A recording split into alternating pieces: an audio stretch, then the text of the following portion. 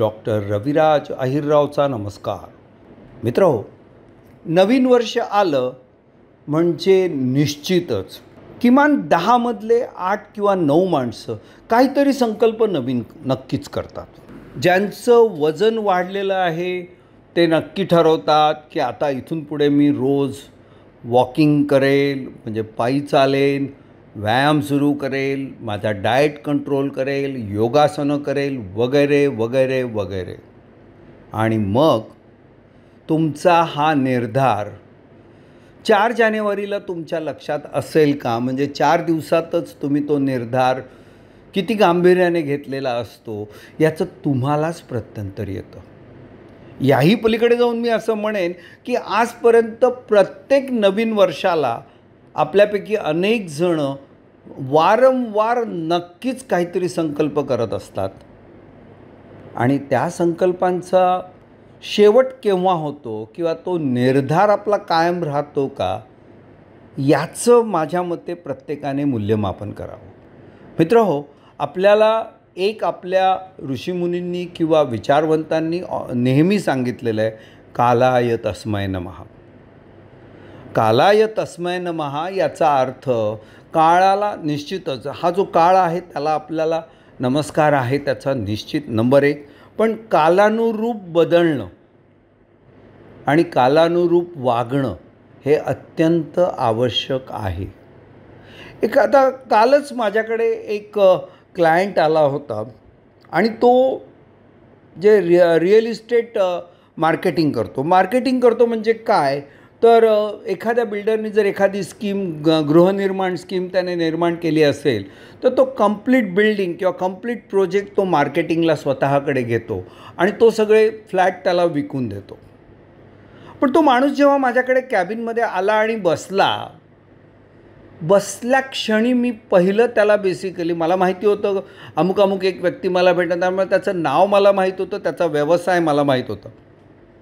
पण तो प्रथमदर्शनी मला दिसल्यानंतर मला जो काही त्याच्याबद्दल साक्षात्कार झाला किंवा मला जे त्याच्याबद्दल संकेत मिळाले ते संकेत असे होते की या माणसाला स्वतःबद्दल जरा वाजवीपेक्षा जास्त गर्व आहे, स्वतःबद्दल वाजवीपेक्षा जास्त अहंकार आहे, स्वतःबद्दल वाजवीपेक्षा जास्त ओव्हर कॉन्फिडन्स.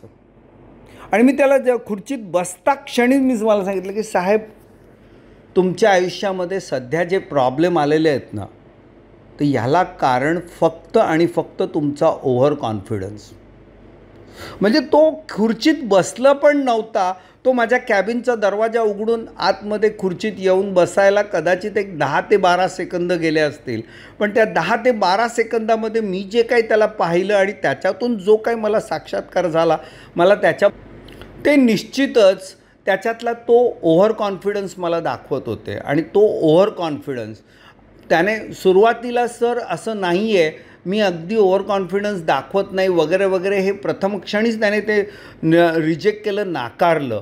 पण मित्र हो, मी तुम्हाला सांगतो की जसजसं मी त्याच्या व्यवसायाबद्दल, त्याच्या घराबद्दल आणि त्याच्या ऑफिसबद्दल वास्तूचा नकाशा आणि त्याचा रिपोर्ट बघून जसजसं मी एक सांगायला सुरुवात केलं, तसं त्याने शेवटी कबूल केलं की सर तुम्ही म्हणता त्याप्रमाणे येस, मला म्हणजे त्याला त्याची जाणीव झाली. आणि नुसतीच जाणीव झाली नाही तर तो माणूस खरोखर खजील झाला आणि तो मला म्हणाला की सर, मी आत्तापर्यंत असं समजत होतो मी म्हणजेच बरोबर आहे, माझं हे बरोबर आहे, पण माझं हे बरोबर वाटणं, प्रत्येक गोष्ट मला बरोबर वाटणं, हा मला माझा स्वतःचा ओव्हर कॉन्फिडन्स वाटत नव्हता. पण मी त्याला उदाहरणासहित जेव्हा ते त्याला पटवून दिलं तेव्हा त्याच्या लक्षात आलं. त्यामुळे मित्र हो, मला तुम्हाला आज मी ह्या ज्या विषयाला सुरुवात केली आहे, कदाचित मी हा विषय उद्या परत आणखीन पुढे नेईन.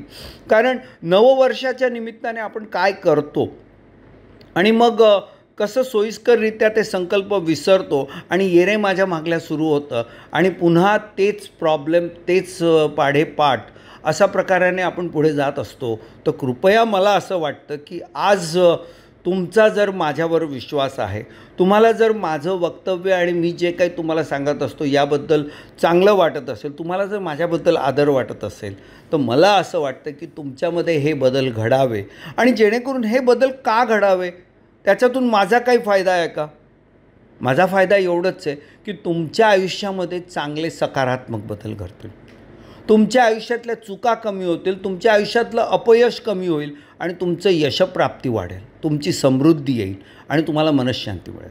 मित्रहो, तुमच्या समस्या, तुमचे प्रश्न सातत्याने वास्तू रविराजच्या 7718863228 7718863228 या क्रमांकावर पाठवत चला. श्री स्वामी समर्थ.